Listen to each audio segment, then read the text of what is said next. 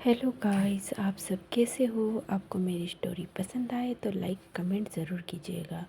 तो चलो story start करते हैं।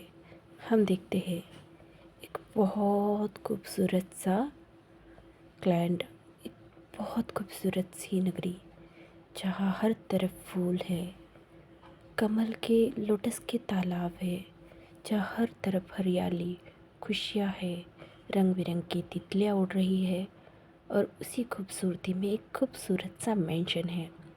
हाँ, एक महल, बहुत ही खूबसूरत। उस महल के एक कमरे में एक लड़का, एक ओमेगा, हाँ ये एक मेल ओमेगा है। कितना पीसफुली सो रहा है ना।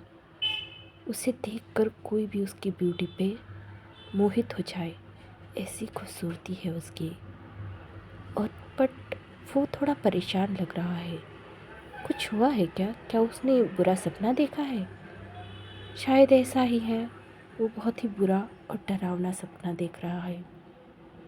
तभी उस ओमेगा के कमरे में एक और ओमेगा और एक अल्फ़ा आता है। वो अल्फ़ा उस अपने हाथों को फोल्ड करते हुए कहता है, देखो शीजे, मैंने कहा था ना, ये अब तक सो ही रहा होगा। वो ओमेगा लड़की कहती है कि चैंग, बस भी करो ना, वो छोटा है, तुम क्यों उसके साथ लड़ने के मूड में रहते हो हमेशा। ऐसे कहकर वो छोटे ओमेगा की तरफ देखकर कहती है, चैन, क्या हमारा बाबू बुरा सपना दिख रहा है? चैंग ये सुनकर थोड़ा पैनिक करते हुए कहता है, शिजे, उसे जगाते हैं। ऐसे कहकर दोनों ही उसके करीब आते हैं। वो ओमेगा लड़की उसके सर पर हाथ फिराते हुए कहती है, आशियान, उठो आशियान, आपको क्या हुआ है? आप इतने स्वेटी क्यों हो? क्या आप बहुत ही बुरा सपना देख रहे हो बीबी? ऐसे कहकर वो अपने उस लिटिल भाई को, उस लिटिल ओमेगा को उठाने की कोशिश करती है। वो लिटिल ओमेगा अपनी शीशे की वॉइस सुनकर थोड़ा काम होता है और उठ के बैठ जाता है और अपनी शीशे को हक कर कर कहता है, शीजे, वही वही वो गोल्डन आइज, मैंने फिर से देखा उसे। उसकी शीशे उसे थपथपाते हुए कहती है, क्या? वो कहता है, हाँ, उसकी वो गोल्डन आँखें, वो आज भी मुझे उस अंधेरे में बैठकर घूर रही थी। क्यों शीजे, मुझे ऐसे ड्रीम क्यों आते हैं? मुझे क्यों क्यों नज़र आ रहा है वो? ऐसे कहकर वो अपनी शीशे को गले लगाता है। तभी पीछे से उसका भाई कहता है, क्योंकि तुम बहुत अजीब हो विंग, क्योंकि तुम हमेशा से अजीबोगरीब सपने देखते हो। पता नहीं तुम्हें ऐसे सपने क्यों आते हैं।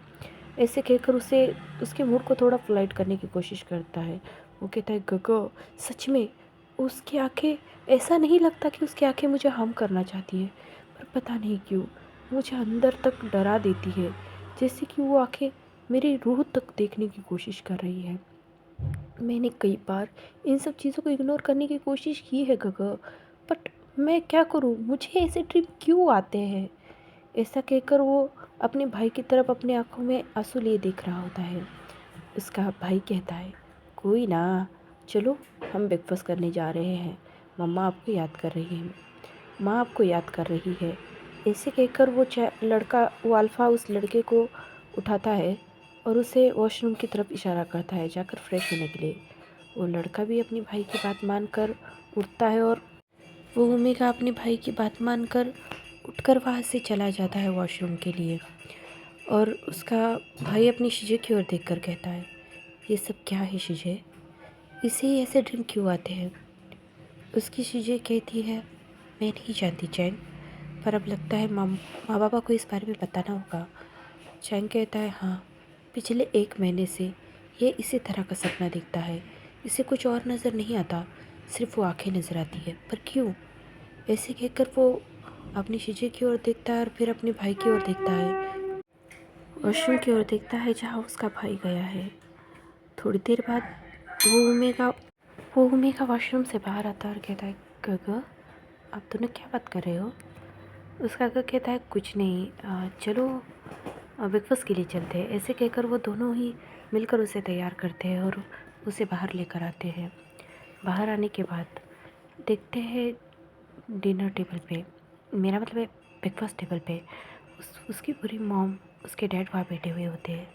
वो कहते हैं, वी बेबी क्या हुआ है? आप बहुत ही सैड फील कर रहे हो। वो कहता है, तभी चैन पीछे से आकर कहता है, कुछ नहीं मॉम, बस इसने एक ड्रीम देखा है। उसकी मॉम कहती है, क्या? वो कहता है, हाँ। वो कहता है, ये लगातार 1 महीने से ना मॉम, बस सेम एक ही तरह का ड्रीम देख रहा है। उसकी मॉम ये सुनकर विंग की तरफ देखती है और कहती है, बॉबे आप बॉबो अब किस तरह का ड्रीम देख रहे हो? विंग अपनी ग की तरफ देखकर कहता है, ग। वो कहता है, मॉम को बताओ विंग। तो वो अपनी मॉम को बताता है कि उसे ड्रीम में ना वो एक दो आंखें दिखती है, वो भी गोल्डन कलर की, जो उसे बहुत ही डीपली घुरती है। उसकी मॉम ये सुनकर शॉक हो जाती है और कहती है, सिर्फ आंखें दिखती है? वो कहता है, हाँ मॉम, पता नहीं। ऐसा कहकर वो चैंग वहाँ टेबल पे बैठता है और विंग को ब्रेकफास्ट देते हुए कहता है, विंग ये खाओ, ये तुम्हारे लिए अच्छा है।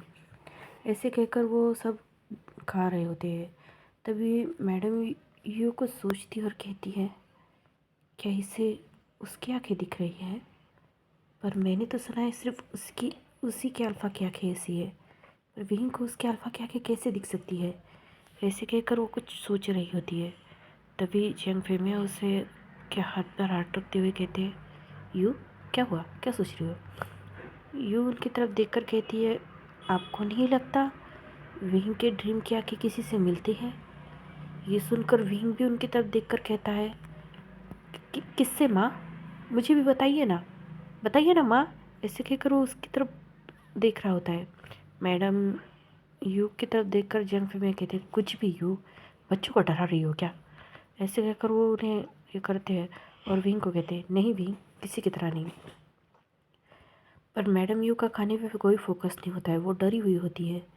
वो कहती है, हाँ, वो अपने मन में कहती है, अगर अगर विंग विंग को उसकी आंखें क्यों दिख रही है?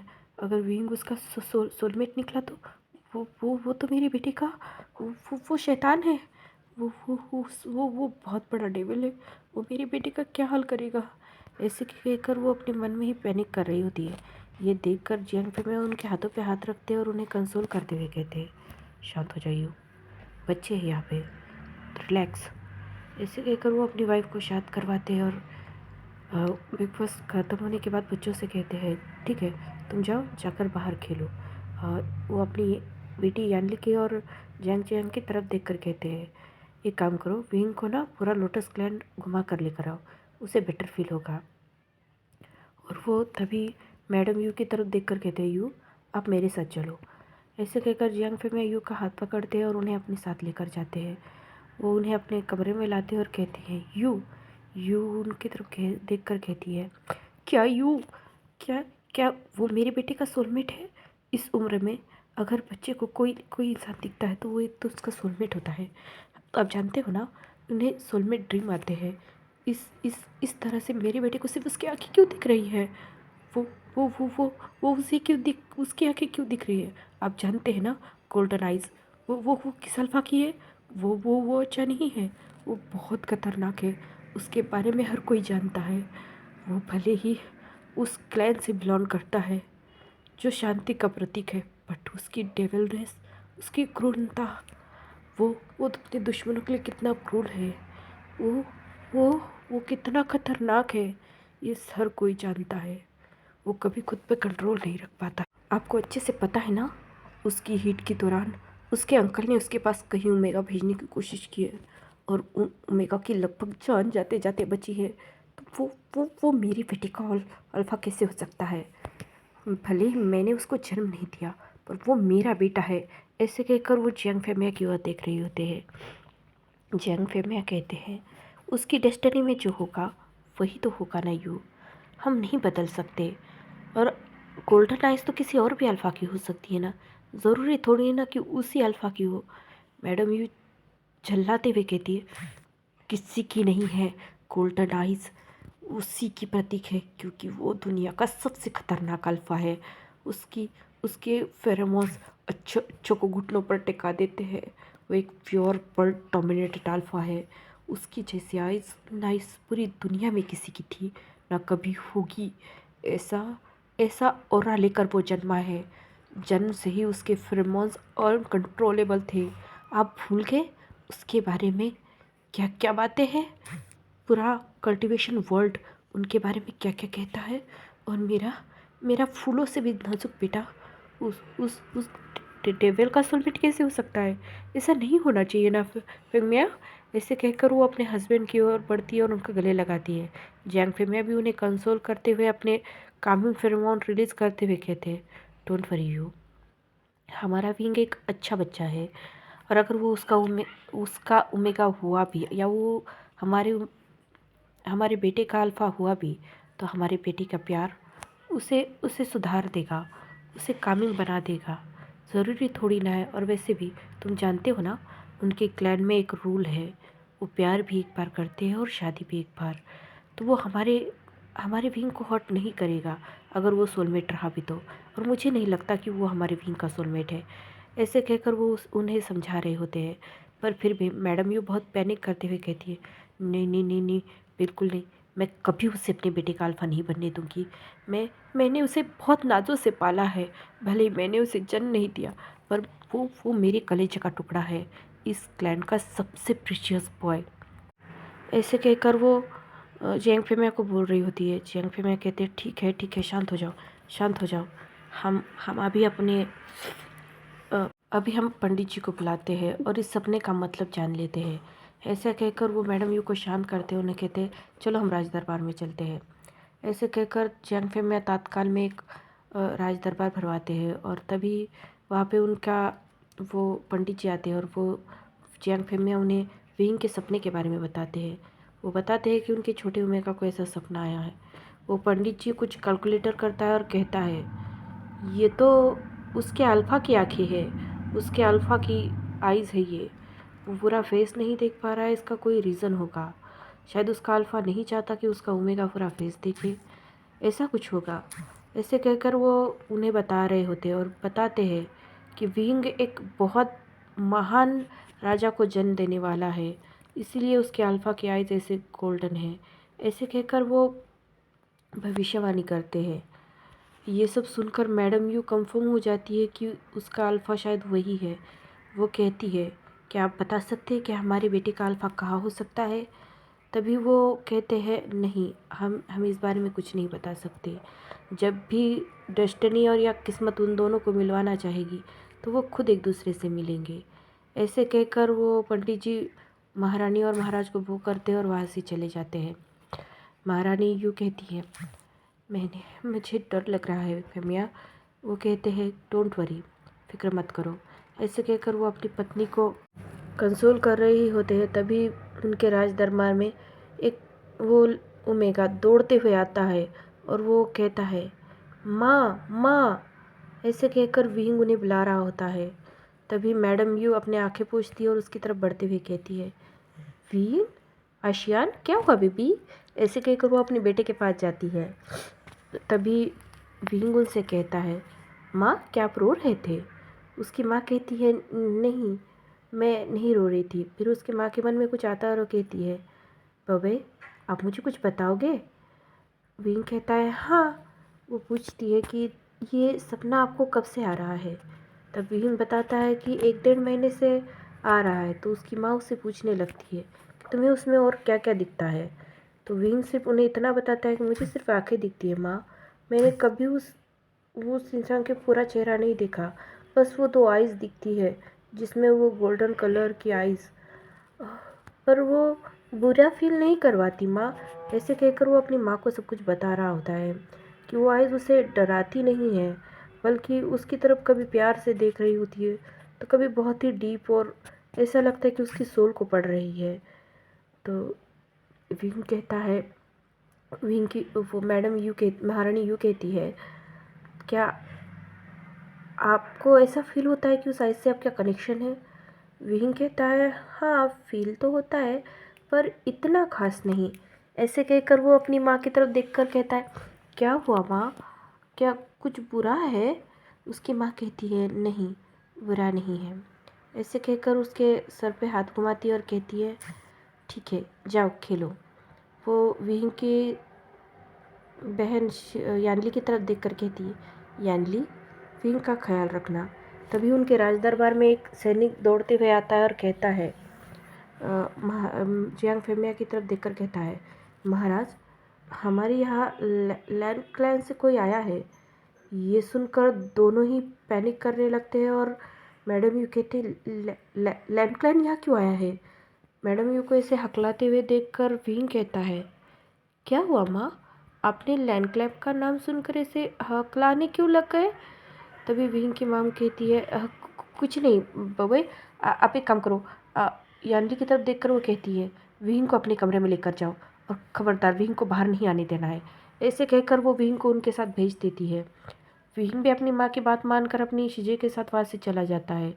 जियांग फेमिया और मैडम महारानी यू लोटस क्लैन के गेट पर आती है और देखते हैं कि एक कश्ती से, एक नाव से दो लैंड ब्रदर्स और साथ में उनके अंकल और कुछ और डिसाइपल के साथ उतरे हुए होते हैं।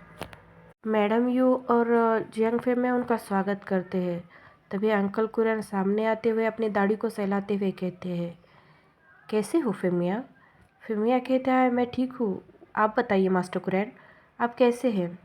अंकल कुरैन कहते हैं कि मैं भी ठीक हूँ, और वो अपने दोनों नेफ्यू की तरफ हाथ बढ़ाते हुए कहते हैं, इन्हें तो तुम जानते ही हो, लैन शिचैन, ये हमारे लैंड क्लैन के मुखिया, ये हेड मेरे बड़े नेफ्यू हैं, और ये मेरा छोटा नेफ्यू लान वांगजी, जिसका कर्टसी नेम हंगवन जुन है, टाइटल हंगवन जुन है।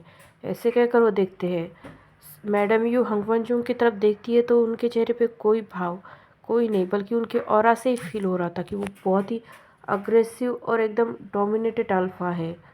उनके फेरोमोन्स अभी भी सबको फील हो रहे थे, जबकि उन्होंने सेंट ब्लॉकर भी पहना है, वो भी उनके फेरोमोन्स को कंट्रोल नहीं कर पा रहा है। और तभी वो देखती है कि लानवांग जी की नज़रें इधर उधर घूम रही है। मैडम यू जियांग फेमिया का हाथ पकड़ती है और कहती है, फेमिया, ये यहाँ क्यों आए हैं? तभी फेमिया कहता है, मास्टर कुरैन, आप यहाँ क्यों आए हैं? वो कहते हैं, कुछ नहीं, यही पास में हमें पता चला है कि वाटर घोष ने हमला किया है, तो हम वही उसी प्रॉब्लम को सॉल्व करने आए थे, तो सोचा मेरे दोनों नेफ्यू को तुमसे मिलवा दूँ, वैसे हम बहुत पुराने दोस्त हैं। ऐसे कहकर वो उनकी अगल बगल देखने लगते हैं। तभी अंकल कुरैन पूछते हैं, क्या बात है जियांग फेमिया, तुम्हारे बच्चे नज़र नहीं आ रहे? तुम्हारी बेटी, बेटा और तुम्हारा वो लिटिल बेटा जो उसका बेटा है। ऐसे कहकर वो जियांग फेमिया की तरफ देख रहे होते हैं। जियांग फेमिया कहते हैं, उसकी तबीयत ठीक नहीं है, इसलिए वो रेस्ट कर रहा है। ऐसे कहकर वो लोग उन लोगों को जियांग क्लैन के मैंशन की तरफ ला रहे होते हैं। तभी अंकल कुरैन कहते हैं, महारानी यू, आप कुछ असहज महसूस हो कर रही है। ऐसे कहकर तो कुरैन जियांग फेम में तभी बात संभालते हुए कहते हैं, नहीं, वो यू की थोड़ी तबीयत ठीक नहीं है, इसी वजह से। ऐसे कहकर वो यू का हाथ पकड़ते और कहते हैं, उनकी दासी की ओर कहते हैं, एक काम करो, मैं महारानी यू को उनके कक्ष की ओर लेकर जाओ, वो थोड़ी देर रेस्ट करेंगी। तभी महारानी यू कहती है, नहीं, घर पे मेहमान आए और मैं रेस्ट कैसे कर सकती हूँ। ऐसे कहकर वो अपनी दासियों को ऑर्डर देती है कि चाय पानी का इंतज़ाम कर दे, और वो भी उनके साथ चली जाती है सब कुछ प्रिपेयर करने के लिए। जियांग फेमिया और वो बैठक रूम में आकर बैठे हुए होते हैं और बातें कर रहे होते हैं। ये दोनों अपनी इसकी बातें कर रहे होते हैं, उनके कुरैन के दोनों नेफ्यू बस उन्हें देख रहे होते हैं। तभी वहाँ पे एक अल्फ़ा आता है और वो देखकर कहता है, उसे देखकर शिचैन कहता है, ये कौन है? वो बहुत ही धीमी वॉइस में बोलता है, पर ये उसके अंकल सुन लेते हैं और वो कहते हैं, ये जियांग फेमिया का बड़ा बेटा जियांग चैंग है। ऐसे कहकर वो चैंग की तरफ इशारा करते हैं। शिचैन चैंग को देखकर बस देख रही होते हैं, और ये बात वांगजी भी नोटिस करता है, पर वो कोई रिएक्शन नहीं देता। उसके बाद वो जियांग फेमिया अपने बेटे को बुलाते हुए कहते हैं, जियांग चैंग, इधर आओ, ये लैन क्लैन से लैन कुरैन और उनके नेफ्यू आए हैं। ये उनका बड़ा नेफ्यू है, एक ओमेगा है लैन शिचैन, और ये उनका छोटा नेफ्यू है लान वांगजी। लान वांगजी नाम सुनकर ही वो कहता है, हाँ लान वांगजी है, हंगवेंजुन, इनके बारे में कौन नहीं जानता। ये तो अपनी शक्ति और अपनी ताकत के लिए काफ़ी मशहूर है। इनकी कोल्ड नेचर और इनका ये ठंडा ऑरा, इसके लिए तो ये काफ़ी जाने जाते हैं। ऐसे कहकर चैंग उनकी तरफ उसकी तरफ देख रहा होता है। ये सुनकर अंकल कुरियन को थोड़ा अजीब लगता है और कहता है, मतलब। तभी जियांग पे मैं बात संभालते हुए कहते हैं, अरे मेरा बड़े बेटे को तुम्हारे बेटे के बारे में ये जो लोग बातें करते हैं ना, वही बता रहा है वो। ऐसे कहकर वो ऑकवर्डली हंसने लगते हैं। तभी अंकल कुरियन कहते हैं, हाँ तो एक राजा को ऐसा ही तो होना चाहिए ना। ऐसे कहकर वो देख रहे होते हैं। आखिर कल्टीवेशन वर्ल्ड का भविष्य अच्छे हाथों में जाए तो ही अच्छा होता है। ऐसे कहकर वो अपने छोटे नेफ्यू की तरफ देखते हैं। यहाँ अंकल कहते हैं कि हाँ, और तुम्हारे बड़े नेफ्यू का क्या। ऐसे कहकर जैंग फे में पूछने लगते। वो कहते हैं, मैं उसी के लिए तो एक सुटेबल अल्फ़ा ढूंढ रहा हूँ और अब लगता है मुझे मिल गया। ऐसा कहकर वो जियांग चैंग की ओर देख रहा होता है। और शिचैन भी ये सुनकर थोड़े शाय फील करते हैं और वो अपना सर नीचे झुका लेते हैं। जियांग फे में भी समझ जाते हैं कि कुरैन किसकी ओर इशारा कर रहे हैं। तभी मैडम यू वहाँ आते हुए कहती है, आप क्या कहना चाहते हैं, साफ साफ कहिए मास्टर कुरैन। तो मास्टर लैन कुरैन कहते हैं कि मैं, अरे इस छोड़ो ना, इस सब बारे में बाद में बात करते हैं। ऐसे कहकर बात टाल देते हैं और चाय पीने लग जाते हैं। हे गाइस, ये अल्फ़ा ओमेगा वाली स्टोरी आपको कैसी लगी प्लीज़ मुझे बताना। अच्छी लगे तो बताना ज़रूर प्लीज़।